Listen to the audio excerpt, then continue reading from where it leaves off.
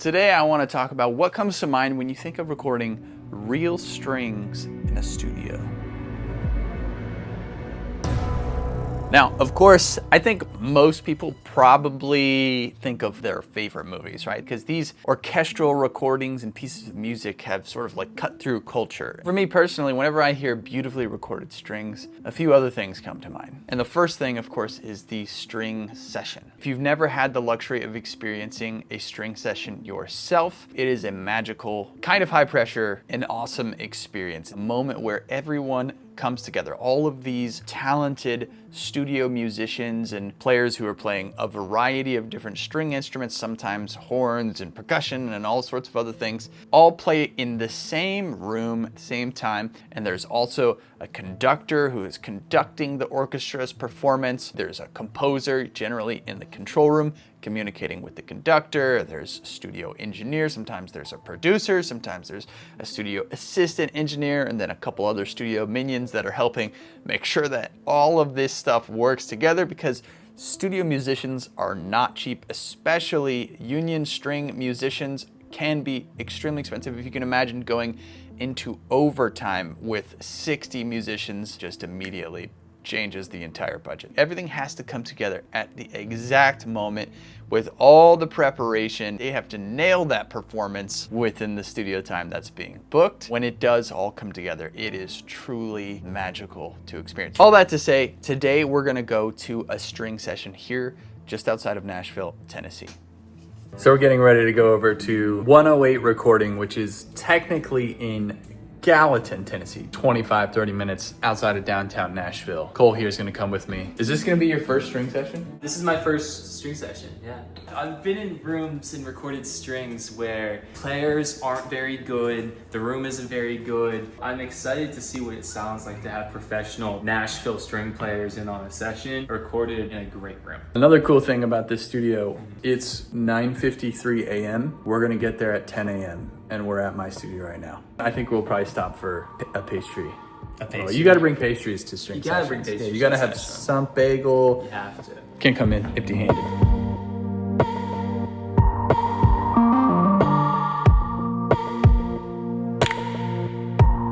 We're at the back entrance here. Fun fact, this studio used to be an old feed and seed. Holy sh**. Oh yeah, you haven't been here in a minute. I was just here like 2 weeks ago. Oh yeah, no, it's been in the 2 weeks we've done a lot of stuff. Consoles on wheels, all the outboard and tape is on wheels. Funny enough, just cut all the Chuck E. Cheese music. Like, remember like the... Like for the animatronic? Yes. Oh, that's so okay. creepy. Yeah, I know, isn't it? Sorry, one more. Got it? Yep.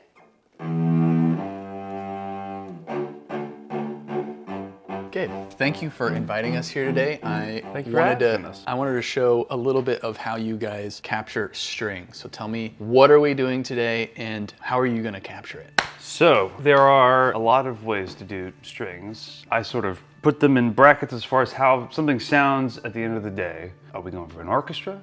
Or are we going for a section, like a 20-piece or an octet even, or like a quartet? That will change how I approach things because there's only 2 musicians today. Doing whatever version of that, if it's just the 2 of them trying to be a quartet, is it the 2 of them trying to be an octet? Is it the 2 of them trying to be a whole section? I believe we're going for a fairly big section, at least like a 30-piece something or other. And we'll do a spot mic per player, an ensemble mic that also kind of functions as a room mic. I'll use like a stereo ribbon. It'll end up being dozens, sometimes gets into hundreds of tracks. Yeah. Every time they stack, they will switch instruments. Sometimes I'll swap microphones. When they're going from violas and cellos to violins, I might pick something that's a little darker to change it up and pretend like I'm micing different sections of actual instruments, but also just different mics take the different instruments better anyway. So that's kind of the short version of that. Ready?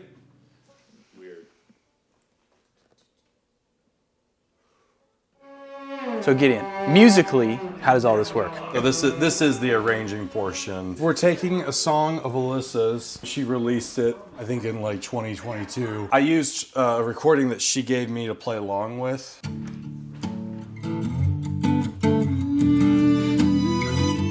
So I'm just using the MIDI playback to double check my work, and I will be playing cello, viola, and then the violin parts. We had this viola of mine that we turned into an octave viola. It's the same register as a cello. She'll be playing that at the same time, and then I'll pick up the other viola that we've got, and then she'll play violin. I think it'll sound really good too, and I'm really happy with this arrangement for her song. It's a great song. So I'm excited. yeah. Sweet.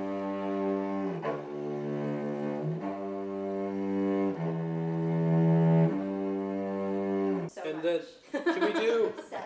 can we get 31 and 32, please? You'll see in a little bit, like I'm gonna airdrop him a MIDI file so that way he sees all of the markers. Like on these parts, you'll see them on the iPads too, but they're gonna have measure numbers. So when I tell him that like we need a punch something, if I tell him verse 2, he'll see that that's his exact verse 2 as well. Yeah. So the clarification is totally different on this than it is. There's like 1, 2, 4 bar. So he needs to know that there's a 2/4 bar somewhere. And if I just give him the MIDI, it will just already print it as, here's the 2/4 bar. Love that.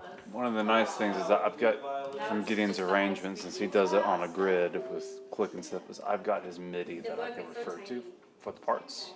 So I've been looking at the viola. We're gonna be on the second violin, so I'll have that zoomed up.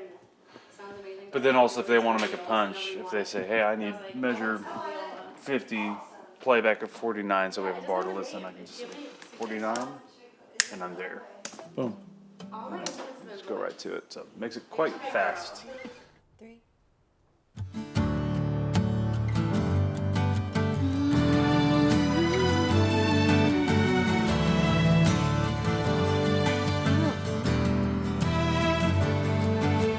Tell me what you're doing right now, right now.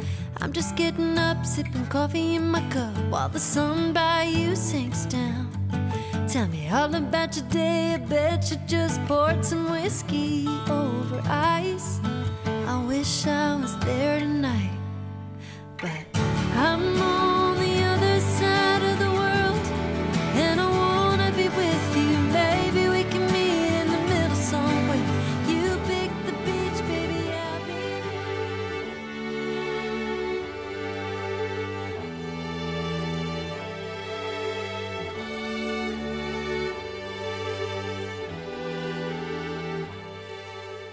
As an audio engineer, something that's very interesting to me is how string sessions are mic'd and how different people use different mic choices and different mic positions. A lot of my experience has been in the classical big studio setup. I wanted to share just how a lot of traditional string sessions are set up. Now you have different sections of the orchestra in the room, right? So you have spot mics on each session. Now typically on orchestra sessions, you're gonna see a lot of condenser microphones. Sometimes they are tube condensers, sometimes they are just FET condensers. Other times for the lower register instruments like cello and basses, we would use things like U47, large diaphragm tube condensers. So you'd have spot mics on each section. Then generally in the room, you would have room mics. At East West, where I worked, it was a very big room, and generally we had at least 2 different sets of rooms. So you had something called a decatry, which would hold a left, center, right mic above the conductor facing the orchestra. And then you had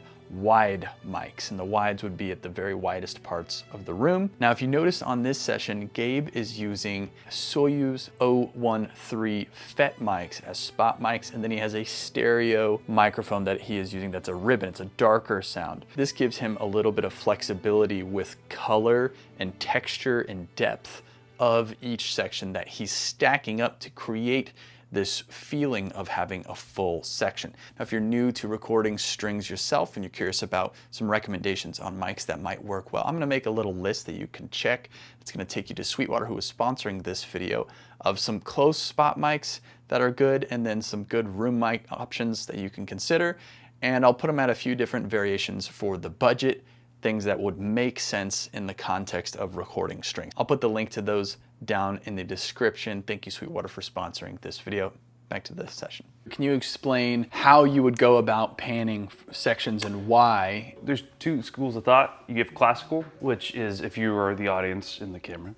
The basses would be here, and then it's cellos and violas, and then violins, you know, in like the clamshell auditorium. And then if you're doing classical stuff, a lot of times they will set up in the same way, even in a studio, low end to top end. Top stuff, kind of wonky because you have all this low end here. We're gonna do cellos, and if we do upright, it's going to be that is going to be the low end. I want that center, which means it's generally upright basses, cello, viola, second violins, first violins. So then it's like low end to top end spread. What are you planning on using as far as gear, not microphone, but preamp and stuff? Console Is wonderful. I love these pre's and I use them all the time, every day. It's in a Sphere Eclipse A. I don't tend to EQ stuff.